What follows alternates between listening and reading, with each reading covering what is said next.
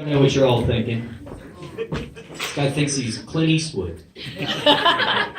Truth is, my mother got me these boots for Christmas last year, and I just got felt up to match it. And yeah, it's going to be my Halloween costume this year, so that's cool. This is my second attempt at the stand-up comedy. I think it's a little bit ironic that I'm standing up here right now, because quite frankly, I don't really like crowds. Nothing against you all personally. It's just, they make me nervous, you know? It's really just a philosophical difference between a crowd and a mob. You know, when is a mob ever a good thing? It's not ever a good thing. So the way I see it is, if I were to say something that were to piss you all off, you would be a mob, and I would be in danger. So, yeah, crowds make me a little nervous. I've never really enjoyed crowded venues, like festivals, concerts, sporting events. I've never really had any interest in watching sports, to be honest, which is also ironic because I played football in high school.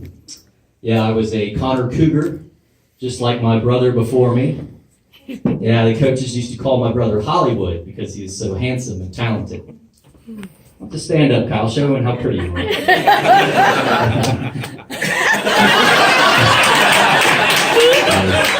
Real Fabio Lanzoni. Yeah, the coaches used to call me Damn it, Gottmann! Because I wasn't very good. Yeah, I couldn't really catch to save my life, so I played running back. Though it may be more accurate to say that I was a glorified tackling dummy for the varsity defense. Yeah, I mean, it's a miracle that I made it out without any broken bones or anything. But the worst part was definitely special teams.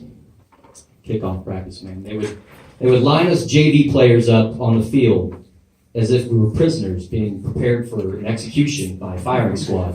And we would basically just stand there and get blasted by the varsity boys. And it was fucking brutal, man. Like, the coaches told them not to kill us, but they didn't fucking listen, you know? They came barreling down the field, all wild-eyed, frothing at the mouth, like a band of bloodthirsty Comanche raiders, you know, barreling down on a wagon full of innocent prairie folk. It was brutal, man. And when they reached us, it was just lights out, you know? And they didn't just knock you down either. They dipped down and come up as they made impact so as to launch you into the air. I'm pretty sure that they had like a running competition to see who could throw a JV player the farthest. Sort of like a Scottish caber toss, but instead of a wooden beam, it was you. So, yeah, I mean, it was brutal, but despite all of the physical abuse, we still loved one another like we were brothers. We would fool around in the locker room all the time.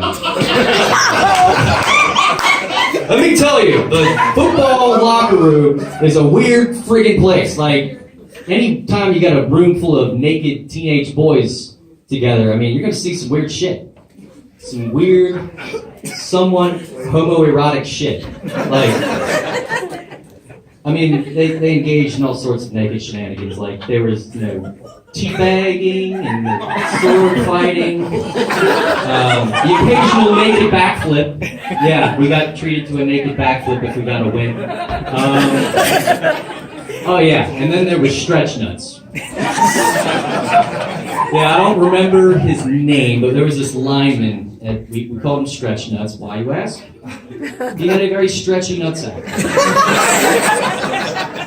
Yes, truly, the elasticity of this man's scrotum was remarkable. It was as if it was made of rubber. Anyway, every time old Stretch Nuts took his pants off, the varsity boys would start chanting, "Stretch Nuts, Stretch Nuts, Stretch Nuts." Soon enough, everyone joined in, and Stretch Nuts, he got up there, and he just grabbed his nuts and just pulled him down between his legs, right like between his knees.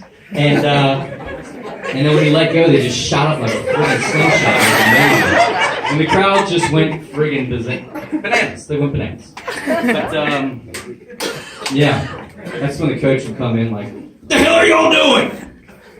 Just playing with her nuts, coach. All right, so yeah, it would appear I'm out of time. So thank you very much, folks. You've been awesome.